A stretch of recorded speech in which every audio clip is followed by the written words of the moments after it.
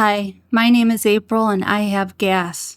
I am majorly addicted to watching camera channels on YouTube, and I've come to the realization that amongst my favorite channels, they don't always agree on certain principles of photography and videography. My favorite channel by far is Camera Conspiracies. It's like the Seinfeld of the camera channels, and Kasey values something he calls 3D pop in any lens that he purchases. Okay, so pay attention. Right now, you're witnessing 3D pop at its finest. Railroad tracks, they're going. I'm in the scene. It's not fake looking, as you'll see when we switch to the something mysterious. I'm no longer in this place, am I? I'm now green screened here.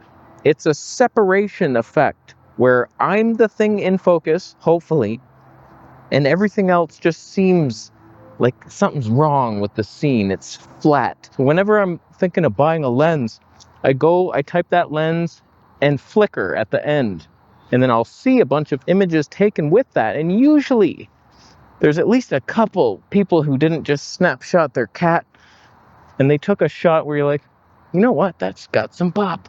That's got some damn pop if I ever seen it. Hot damn. But Tony Northrup, a straight-laced photographer from Tony and Chelsea, doesn't believe that 3D pop exists. And then the other term that comes up is the 3D pop. You hear this term, people are like, but what about the 3D pop? Or we'll review some lens and it doesn't seem to perform well, and they'll be like, yeah, but it has the 3D pop. What is that? I don't talk to people that say that. Ooh, burn. That was for you, Kasey. So I would love to see examples of what exactly 3D pop is and how it is different from just contrast and bokeh or the amount of background blur. Or is it just some mythical term that people made up? 3D pop sounds like a VR concert or something. Yeah, actually. It sounds really fun. The next point of contention is exactly how much background blur is irritating to the viewer. Kasey from Camera Conspiracies coined the term tone in honor of Tony Northrup. Similar to the term bokeh, which is the quality of the background blur, tone is a measurement of irritation it causes. Did you notice when we switched from 4K to HD, and do you miss it, and how much do you care? Would you rather have the ability for me to move forward and back and stay in focus and maybe selectively blur the background when I want to? I know maybe I overdo it sometimes, but it's fun, you know? So when I saw Tony Northrup make that video with his 50mm 1.2 and he brought us to a lake and you couldn't see the lake, and it was so funny to me. I was like, man, that's ridiculous, Tony. The background blur, like, come on now. I know it's fun to blur the background, but that was a bit overboard. I had to make a video, and it was fun. It was all in good jest. I'm just like laughing together, I thought, but he did not take that well at all. Like, he banned the word tone on his channel. You can't even say it.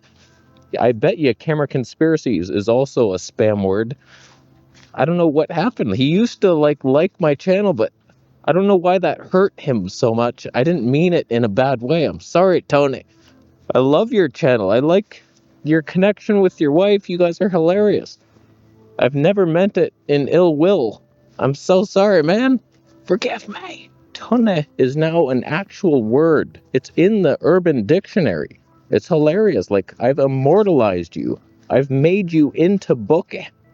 You're now tone. Like, that's hilarious, I think. Sometimes some of my favorite camera channels completely disagree on a new camera that's been released. I'll never forget when the Lumix G100 came out and Kasey from Camera Conspiracies was highly offended by its lack of IBIS and phase detect autofocus. Will they ever give us phase detect? I don't think they will. There's no reason to buy that G100 over a G85, 95, or 9. But what an embarrassing effort that was. Like, we were thinking, oh, will they have phase detect, maybe 10-bit in this thing? They removed everything, even the IBIS, the kitchen sink. But Markus Pix, another one of my favorite channels, he directed To the Edge of Time. He loved the G100 and he was able to put it to incredible use. But I still chose the highly affordable Panasonic Lumix G100. Why? Well, I'll tell you.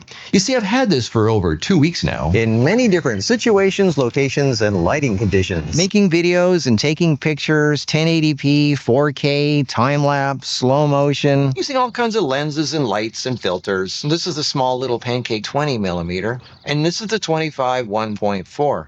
on autofocus. And this is the 15 1.7. They're all really small lenses, and I like how they all have the same millimeter thread size, so I can use the same ND filter on all of them. And compared to other cameras I've been using, I've found myself trusting this camera more for several things, like keeping a face in focus no matter what the background. This camera has great face tracking autofocus. Once it finds a face, it locks on and keeps it in focus, unlike other cameras which seem to like to drift back and forth from the background. And you don't really realize how good the image stabilization is until it's off. I mean, it's one of those things you don't really appreciate until you don't have it.